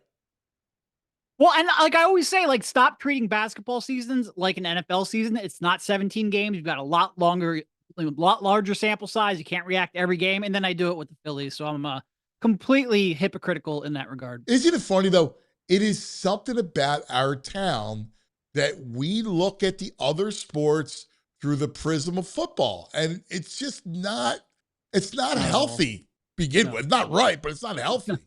Yeah. No, it is a disease. I know it, but I'm still going to do it. So. All right. So tell me, because I was overjoyed. Charlotte's a good team. Like, people, this isn't your typical Charlotte team stinks. They're good. And to come back to what they did, I think they played really well. And Joe getting out on the block, that was a huge block. He looked good moving. What do you think? Yeah, Man? no. Is this real? Yeah, so like there's you bring up Charlotte, and Charlotte coming into that game had been 28-12 since January 1st and had a league best point differential over that span. So they were playing incredible basketball, and they were doing so for really a solid 3 months. Like, they were one of the hottest teams over that stretch in the NBA. Really only the San Antonio Spurs, who have lost like 2 games in the last 2 months, clear them convincingly. So they were playing very good basketball, and that is a very good win.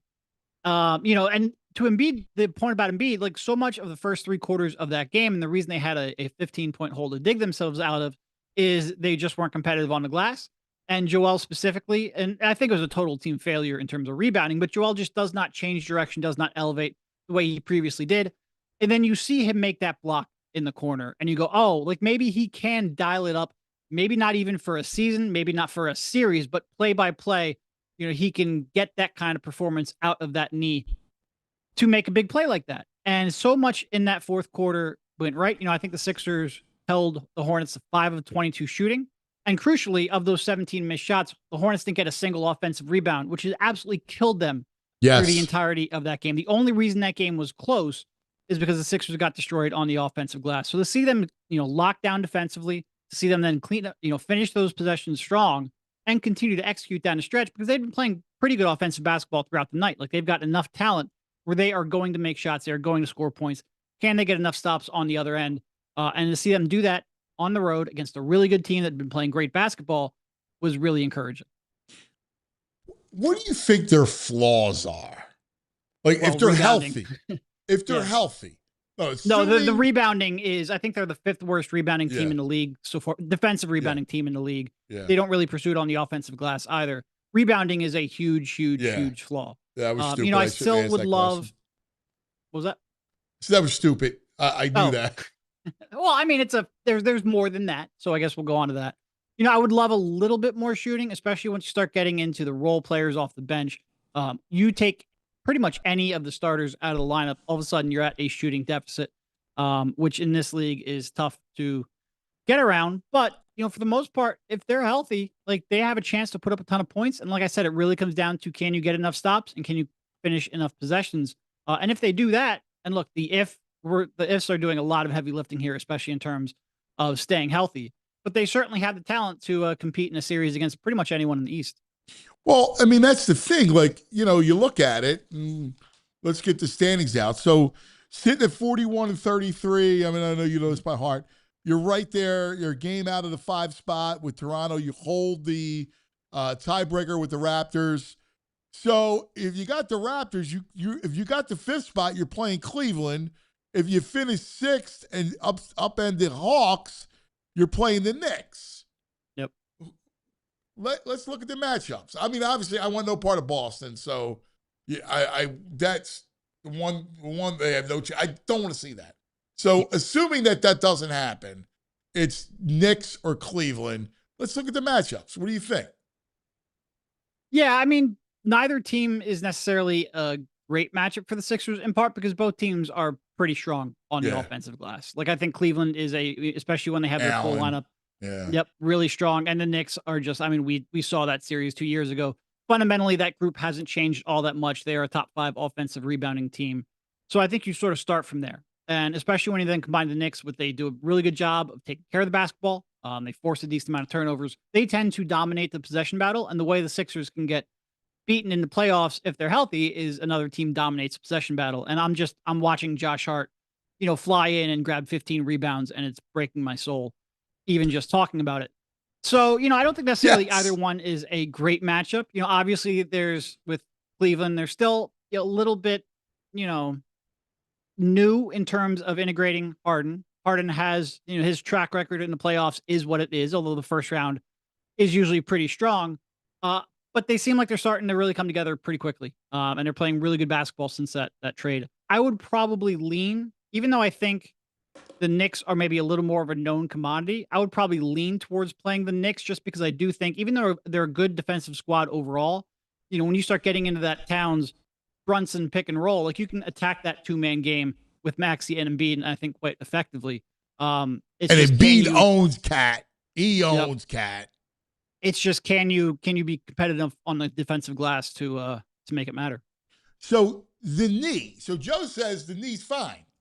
So is it healed? Like, are we talking like a miracle? The miracle on Broad Street?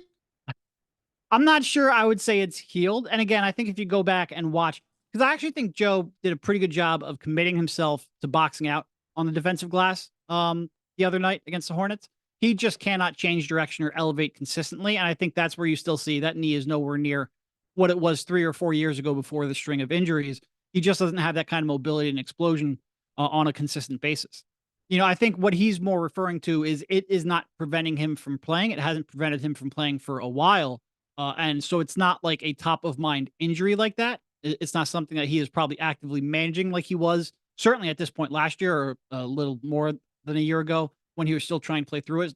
He's not managing like it was at the beginning of the season, but the impacts of his athleticism and his mobility, I don't think are changing. But look, this is a weird team where if you're going to say, all right, your 2 main guys, or at least your 2 older veteran stars, go take a month and a half off in the middle of the season, late in the season, come back. I do think like Joel Embiid, because not only did he have the knees, but he also had the shins, having a chance to get those fully back and not put a lot of wear and tear over that time. And same, likewise with Paul and managing his injuries, not that you want him suspended, but if there's a silver lining, it's that those injuries, which had really defined the last year and a half, are hopefully in a pretty good place for the stretch run. Where is the cohesiveness now, you think, with this group? Because they, again, haven't spent a ton of time playing together. We saw VJ carry things as Maxey was out. Now everybody's healthy. Oubre was out for a while. How do you kind of see this group? Yeah, well, it's a good question because I think the 4 players, the 4 key players, have only been on the court together for like 250 or 300 minutes total all season long. So the chemistry and the cohesion and, just the kind of, knowing instinctively where your teammates are going to be, knowing that they're going to be there to help you on defensive rotations, it would be tough for that to be there. I do think the fact that Embiid and Maxey have such, 6+ years of built-in chemistry and can drop back into that sort of 2-man game that they have perfected before the string of injuries, I think that helps them, navigate this period. And also Paul is just such a smart player and such a veteran who's really fundamentally sound on both sides. He can probably integrate himself relatively quickly. Maybe not to the maximum of his potential, but he can at least be, a floor raiser and a really good piece alongside that 2-man game. The key to me has always been VJ Edgecombe because he has to adapt not only to playing in the NBA for the first time, playing alongside a really unique player in Joel Embiid, a player that, there's no replicating Joel Embiid in college or high school. There's no running a kind of offense that you will with Joel Embiid in those environments. You kind of have to pick up on it really quickly. I think those 2 have been showing some pretty good chemistry and developing a 2-man game. It's certainly more advanced now than it was at the start of the season, but there is still a little bit of I'd love to see, VJ get a ton more reps with Joel because it is such a unique piece that he's trying to build chemistry alongside of. PT's interesting, man. I remember years ago, I always thought he would be the perfect fit for the Sixers. And then, he has his travels, the whole thing. And then he's finally here, and he's just such an enigma, right? Like, because he's a really good fit, and he does everything well. And I always thought he was best suited as a third guy on a team because he'll play D, he'll move the ball well, like, and then he'll get hot, and he can shoot it.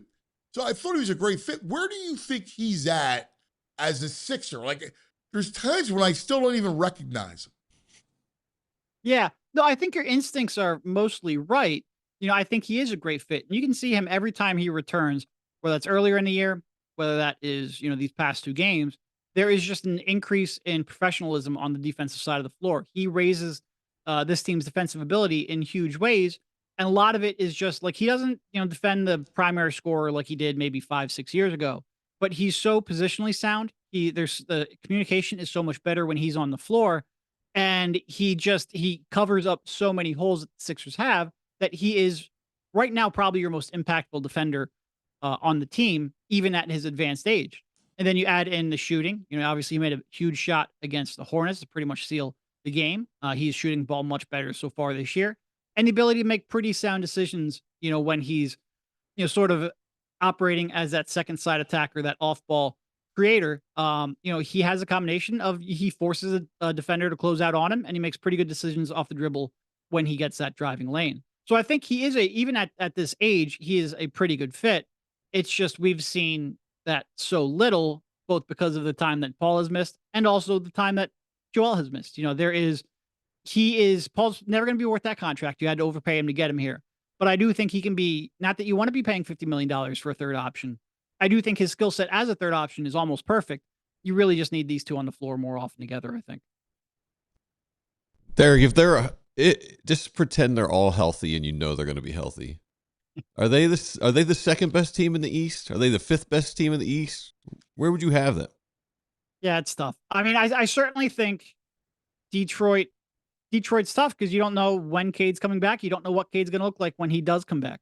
And Detroit was a team that I think, especially, Kyle and me, had a little bit of skepticism because they do have a lack of shooting. They do have, outside of Cade, not very many half-court creators. How does that translate in the playoffs when teams really get a chance to game plan against you? I think they had, for a team that's won a ton of games and been the most consistent team in the Eastern Conference all year, they are a tough one to gauge exactly how well they're going to do in the playoffs. And then the Knicks and the Cavs, they have so much talent and two-way ability, and certainly the Knicks proved more. It's tough for me to put them over any of the top 4, but I also wouldn't pick against them. I think it would pretty much, outside of Boston, I think Boston is a horrendous matchup for a number of reasons. It's just the way Boston hunts threes, the way the Sixers defense pretty much concedes threes. I think that would be really, really tough. The other 3, I could see, if the Sixers are healthy, and you told me they're going to be healthy for 7 games, I could see them competing against any of them. I could certainly see it being a coin flip series against any of them. But it would be hard for me to actually say that they're a better team just because those other teams have so much more, not just depth, but also cohesion and chemistry that I think really shine through in the playoffs. Yeah, the one thing I just don't want to see is the Celtics. I can't do that. I will lose my mind if they lose to the Celtics again. Well, I also can't do another Knicks series and have those fans travel down here and take over the Xfinity Mobile Arena. So that would be right. That would be tough to watch. I was in the building for that last one. It was horrible. Oh, it's terrible. All right, so we talked ourselves into Cleveland. We need Cleveland. Yes. Okay. That's why you're the greatest, man. I knew you would. He always points me in the right direction. Well, you need pointing with the Sixers. I know. My brother, we love you. What's on tap for you guys this week? Mostly post-game shows. I think we've got 4 games this week. I think Monday, Wednesday, Friday, Saturday?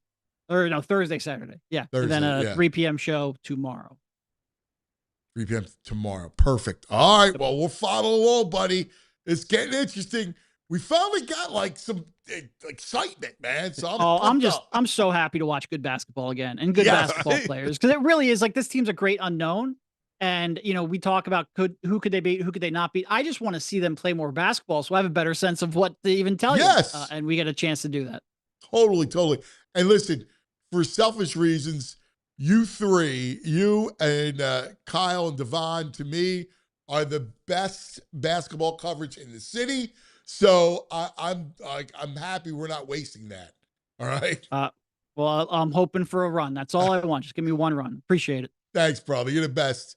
We'll see you later. There he is, the great Derek Bodner, all PHLY Sixers. I'm at Bet Parks right now. $2,500 to win the conference.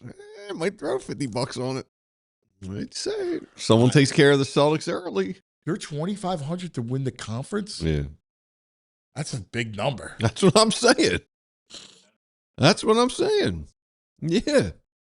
Pistons are 600, 6-1. What's Boston? Plus 175. Yeah. Yeah, I mean, we just got to hope someone knocks Boston out along the way. I freaking hate them. But I'm with Derek. Hate 'em. If the Celtics aren't around somehow, There's nothing worse than the Celtics. being good, God, I hate them. Hate them. they're fans. Oh, the only good thing was that Duke lost yesterday. This is breaking news, I guess. The Wings have ceased operations. Philadelphia Wings. So for the people who enjoy that, Yeah. they were. This was their last season. All right. Well, condolences to the Wings. I mean, lacrosse is a great sport. Yeah, I was into the Wings when they first came around. I had season tickets back in the day. Did you? Yeah, I thought it was fun. You know what the problem is for Major League pros, for those sports? It's time. Like, how much time you got? You know, 100%. that's the thing. Mm-hmm. All right. Time now to take a look on the tournament. We have the Final Four. And let's go to our friends at Rita's, the Rita's recap. And there it is. There's your bracket. I still can't believe UConn came back in that game. Unbelievable. The defense that they played and the inexperienced guard for Duke, I mean, that's where it comes through. These experienced guards are so important in this tournament. I know. It's every year. It is every year. But I thought they were going to run him out of the building. They were up 19 at one point. Yeah, then turnovers started happening. UConn intensified the defense. Turnovers started happening. I'm not happy. I'm not upset. Johnnies, that's what happened with the Johnnies. Johnnies were able to, listen, the Johnnies had them on the ropes. That was a great game. It was. Yeah. Johnnies had them on the ropes. Johnnies were able to kind of really pressure them. So it was interesting. Illinois takes care of business against Iowa.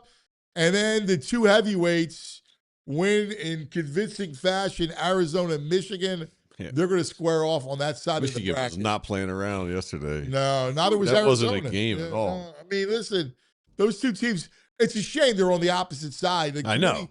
Committee messed up. That should be for the championship. Yep. Because Duke was overrated. Duke shouldn't have been the number one overall. No. Arizona, you said it from the jump that Arizona was the best number one overall team. I got a ticket from November. I'm waiting to cash. Let's go. I mean, I'm you get like plus what? 25 to 1? Nice. No. 15 to 1. It's 15 to 1. 15 That's to great, 1. man. That's great. Let's go with Cats. All right, what do we got in the Rita's brackets here? Well, Arizona's the unicorn flavor. Michigan's the lemon. I think we're going unicorn. And then we're going. If I'm rooting flavors, I'm rooting Michigan. Your lemon's gone. Lemon's gone. I'll take the because you got the Cats. Let's go unicorn. Then we got UConn, and UConn is represented by cotton candy flavor, and Illinois is represented by mango. Oh, that's strong. I'm a fan of mango. What's that? I'm a fan of the mango. Yeah. Water ice. He's a great coach. But he's a great coach. Can't go against the Hurley right now. Listen, he's a great coach. He just is. As he could be annoying and the whole thing. He's a great coach. Yeah, you see the picture, the reactions of that shot. His mom is in the fans. She's like, "Holy bleeping bleep!" Like, we bleeping what? And then the Raftery, they have the camera on him, and he's just blown away. Stunned. Just blown away. Well, the best is like, I think the caption. They get this turnover. They comes in like, and the kid, he's Mr. Indiana. Yes, Mr. Right? Basketball, Indiana. He's amazing.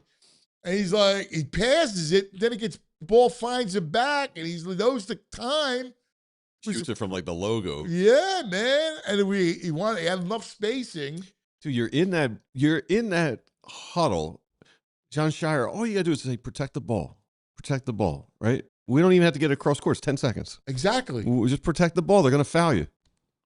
That's what's unbelievable. And you can see they had a camera were afraid on to him. go back to the line. Yeah, they had a camera on him, and he's indicating move the ball up court. It's like, what's he doing? Yeah. Hold it! Yeah, I'd be screaming right to my kids. Yes. Hold it! No! Hold the ball! Take the foul!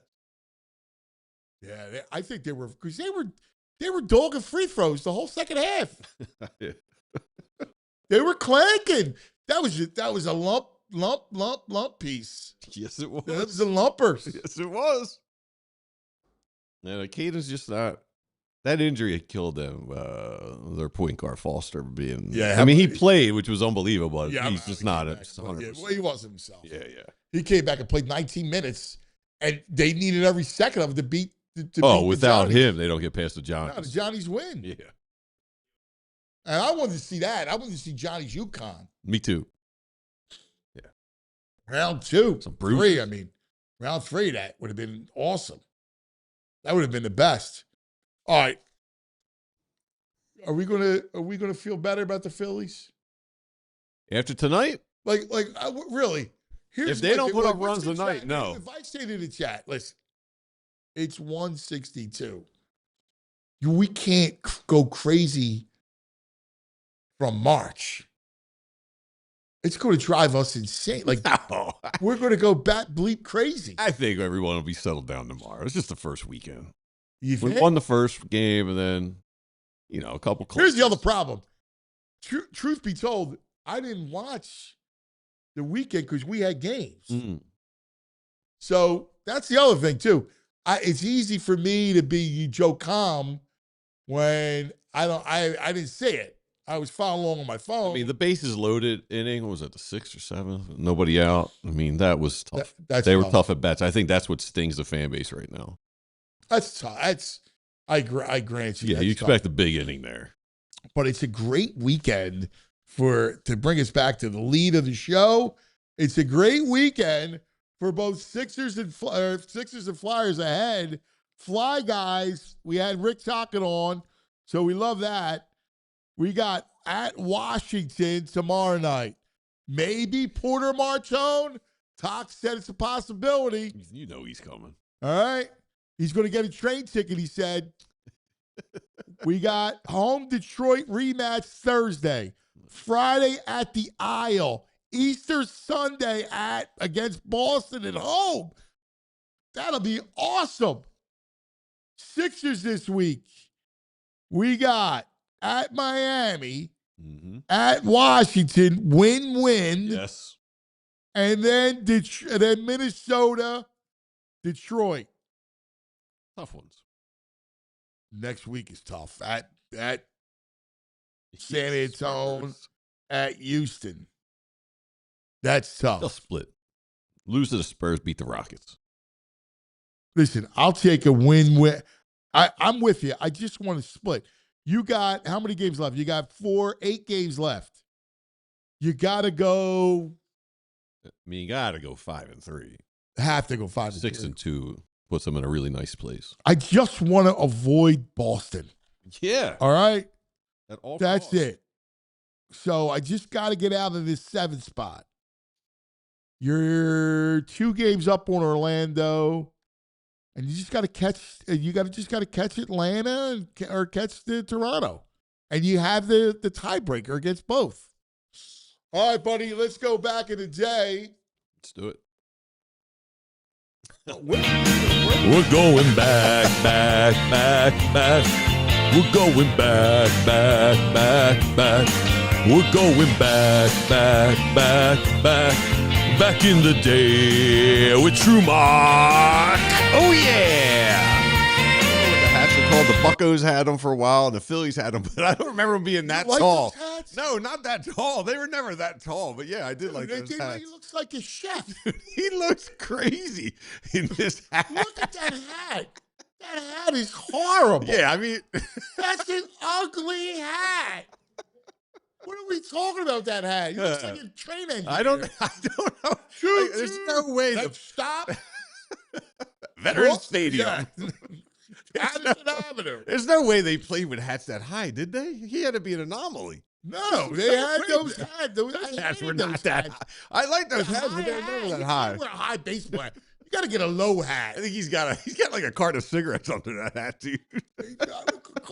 He's got a suitcase under that hat. He does look like a train. God. Yeah. Yeah. It's unbelievable. All right, that'll do it for us today.